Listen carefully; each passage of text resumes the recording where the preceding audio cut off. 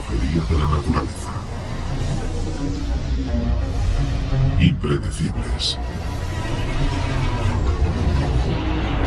Desatan una potencia sobrecogedora. Barren paisajes enteros y vidas en un instante. Estos son algunos de los desastres más violentos de la historia del planeta. Y la única manera de salvarse es apartarse de su camino. El 3 de abril de 1974, una serie de 148 tornados barrieron el Callejón de los Tornados, en lo que se conoció como el superestallido. 6 de ellos se cree que fueron de fuerza F5, los tornados más potentes. Cuando amanece el 4 de abril, la magnitud de la devastación es desoladora. 5.500 personas han resultado heridas. 330 muertas, incluidas las compañeras de Karen Stotts, que se han ahogado en el río Tippecanoe. La incapacidad del servicio meteorológico de predecir con precisión el azote de los tornados provoca la tragedia. Pero el estallido cambiaría para siempre la forma de prever los tornados. El doctor Ted Fujita de la Universidad de Chicago está convencido de que una investigación profunda del superestallido podría salvar muchas vidas en el futuro. Es increíble. Fujita revela un plan radical. Así que ahora mismo, estoy valorando los activos y tendrán el informe pasado mañana. Ya en aquel tiempo el Dr. Fujita era apodado el Señor Tornado. Si había alguien a quien dirigirse para estudiar los tornados, ese era el Dr. Fujita. Fujita es el experto de expertos. Él desarrolló la escala Fujita, o escala F, que todavía se utiliza hoy en día para clasificar la potencia de los tornados. Fujita planea comparar fotografías aéreas con imágenes de radar tomadas durante el estallido. Cree que esto ayudará a predecir dónde y cuándo los tornados golpearán en el futuro. Su equipo además recoge evidencias en el terreno para estudiar el comportamiento y la cronología de cada tornado. La investigación de Fujita es un hito científico. Desmonta el peligroso mito que dice que abriendo las ventanas se evita que las casas estallen. Ese consejo en realidad pone las vidas en riesgo. La gente empleaba un tiempo precioso en abrir ventanas, cuando lo que deberían estar haciendo es buscar refugio. El equipo también demuestra la falsedad de la teoría que prevalecía, y que afirmaba que algunos tornados evitaban o pasaban por alto algunos edificios porque ocasionalmente se elevaban en el aire. En lugar de eso, grabaciones inéditas de tornados recientes demuestran que más que elevarse, algunos tornados cuentan con múltiples embudos, y los embudos más pequeños añaden otra capa de vientos. Más que un tornado saltándose edificios, los múltiples embudos son los que causan el daño. Y lo más importante, el estudio por parte del equipo de los llamados ecos gancho proporciona la clave para predecir los más peligrosos tornados. El estudio de Fujita del superestallido ofreció a los meteorólogos una mejor posibilidad de alertar a la población en el futuro. En varios aspectos, el superestallido supuso un largo recorrido hacia la disminución del número de víctimas de los tornados. Greg Forbes continúa su trabajo como meteorólogo. Las herramientas de alta tecnología utilizadas hoy en día están a pasos de gigante de los granulosos escáneres de radar de 1974. Ahora tenemos los medios para adentrarnos en un tornado, incluidos vehículos equipados para perseguir tormentas. Los beneficios para el público como resultado de estas nuevas herramientas son consecuencia directa de las lecciones aprendidas del superestallido de 1974. ¡Oh, Dios mío!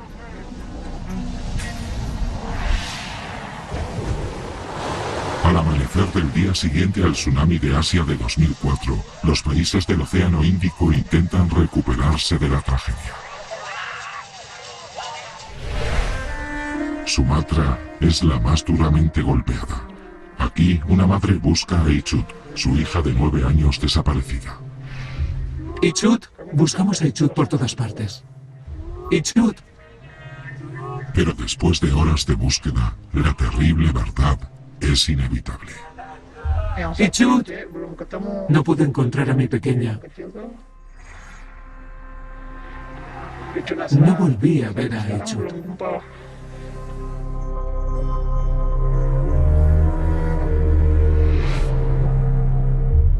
Como tantos otros niños, Ichut no fue lo suficientemente fuerte para sobrevivir a la fuerza del agua. Más de un tercio de las víctimas del tsunami son niños. Es el tsunami más devastador registrado en la historia. Comunidades enteras han desaparecido. Solo Sumatra pierde cerca de 170.000 personas. En total, mueren más de 270.000. Pero la cifra exacta de fallecidos nunca se conocerá. Antes de 2004 los científicos sabían que la falla cercana a la costa de Sumatra era zona crítica de riesgo para un gigantesco terremoto. Pero cuando golpeó el temblor, ocurrió mucho más hacia el norte, y la brecha bajo el mar recorrió la asombrosa distancia de 1.600 kilómetros, la más larga nunca registrada. El terremoto duró 8 minutos, algo sin precedentes, y liberó tanta energía que quedó fuera de la escala Richter.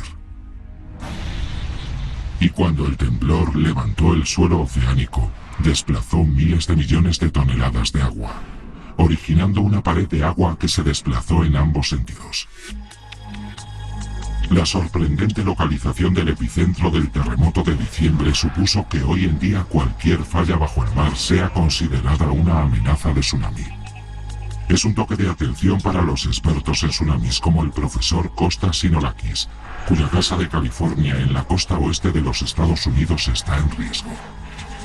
Quiere estar preparado y alertar del inminente desastre. Nuestro trabajo es muy similar al del FBI cuando hace el perfil de un asesino en serie. Tenemos que observar muy detenidamente las pistas. Entonces quizá podamos apuntar con el dedo y decir, el asesino vino por allí. Y podría volver a hacerlo de la misma manera. Sinolakis es un experto en representar tsunamis. Intenta predecir lo que ocurriría con las comunidades costeras si fueran golpeadas por una ola asesina, y aconseja dónde situar los edificios públicos, como hospitales, para evitar que sean inundados en una situación de emergencia. El tsunami de Asia ilustra la necesidad de estas investigaciones. Los tsunamis son inevitables. Es solo una cuestión de tiempo. La cuestión final planteada por la catástrofe asiática es si se puede hacer algo para alertar a la población de la llegada de un tsunami. Por todo el mundo se establecen cada vez más sofisticados sistemas de alarma, capaces de detectar olas asesinas en alta mar. Pero incluso dichos sistemas de alta tecnología no siempre son la solución perfecta. Para un 60% de las víctimas del tsunami de Asia, ninguna alerta habría dado resultado. La costa de Sumatra está demasiado cerca del origen de las olas como para que un aviso hubiera surtido ningún efecto. No había tiempo para reaccionar.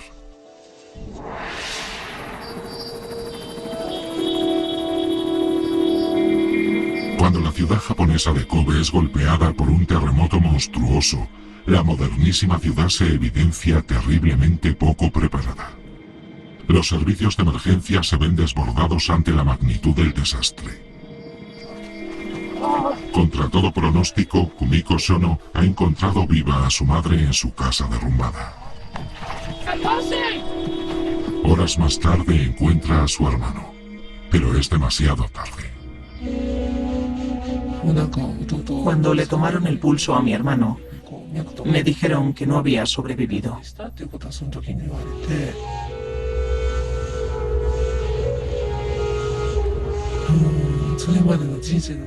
Es lo más horrible que me ha pasado en la vida. Kumiko debe decirle a su madre que su amado hijo ha muerto. Mi hija me dijo que mi hijo Satoshi había muerto y me quedé sin habla. Solo alcancé a decir, entiendo. Lloré bajo la colcha cuando ella se fue, procurando que nadie viera mis lágrimas.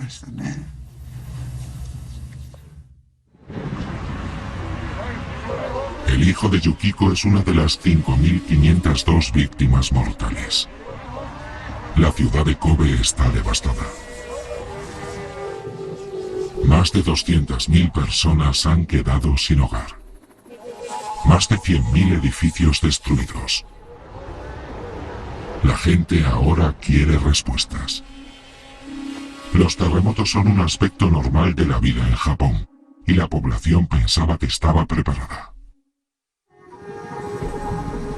Inmediatamente después del terremoto de Kobe, los expertos están atónitos ante el nivel de devastación. Solo podía explicarlo la ruptura de una falla justo debajo de la ciudad, y sin embargo el terremoto se había originado a 15 kilómetros de distancia, en la isla de Awaji. Los expertos descubren con asombro una falla bajo el mar, desconocida hasta entonces, que une la falla Awaji con otra situada justo bajo Kobe. De manera que los ligeros temblores registrados el día anterior no eran simples temblores inofensivos. Eran la señal de que el terreno se estaba desplazando a lo largo de la falla. Los científicos saben ahora qué ha ocurrido. La magnitud del terremoto Awaji lanza una reacción en cadena a través de la falla hasta entonces desconocida. Las ondas sísmicas avanzan a lo largo de esta falla hacia Kobe a 9.000 kilómetros por hora. 6 segundos después, la falla que yace bajo la ciudad se rompe. Libera una energía equivalente a una bomba nuclear de 65 kilotones. Una fuerza que barre del mapa los vecindarios tradicionales de Kobe, donde se produjeron la mayoría de las muertes. Una mirada más detenida revela que estas casas tienen estructuras muy endebles y tejados muy pesados. Cuando el terreno se mueve, las casas simplemente colapsan. Es el modelo de construcción de la casa tradicional japonesa lo que provoca la muerte de 9 de cada 10 fallecidos en el terremoto. Pero la moderna autopista elevada de la ciudad había sido construida para soportar terremotos. Soportada por cientos de pilares de cemento, no debería haber colapsado. Resulta que el epicentro del temblor estaba inusitadamente poco profundo, a solo 15 kilómetros bajo la superficie. La tierra se sacudió tan violentamente que derribó los pilares que sostenían la autopista. Algunos se quebraron como ramitas, provocando el colapso de toda una sección de la autopista. A raíz del desastre, las autoridades de la ciudad reconstruyeron Kobe utilizando la tecnología más moderna a prueba de terremotos. Casas modernas con sólidas paredes y techos ligeros reemplazan a los aplanados barrios tradicionales. Y la autopista elevada se mejoró a un costo de $3.000 millones. El conductor de autobús, Yoshio Fukumoto, escapó con suerte del colapso de la autopista. Pero sus temores podrían durar toda la vida. Cuando veo un terremoto hoy en día, siento un dolor intenso. Tengo pavor a los terremotos. Yukiko Sono sigue viviendo en Kobe, en la casa donde su hijo Satoshi murió. Ahora da charlas sobre cómo prepararse cuando golpea un terremoto. Si ayuda a salvar aunque sea una vida en el siguiente desastre, es lo menos que puedo hacer por aquellos que murieron.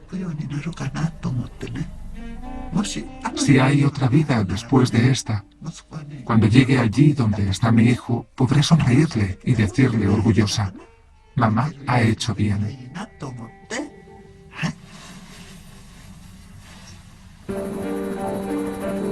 Las lecciones aprendidas de Kobe efectivamente salvaron a otros menos de una década después. Cuando un temblor sacudió la ciudad de Niigata en el año 2004, los equipos especiales de rescate estaban en la escena a las pocas horas. Japón es un país moderno y está más preparado que nunca. Pero países pobres como Haití no tienen los recursos para prepararse para el desastre. E incluso cuando fueron alertados de la llegada del huracán Katrina, los Estados Unidos, una de las naciones más ricas del mundo, estaban sorprendentemente poco preparados. A pesar de todo lo que sabemos hoy, la predicción de las bombas de relojería de la naturaleza está lejos de ser una ciencia exacta. La Tierra es un planeta vivo, siempre cambiante, de manera asombrosa y aterradora.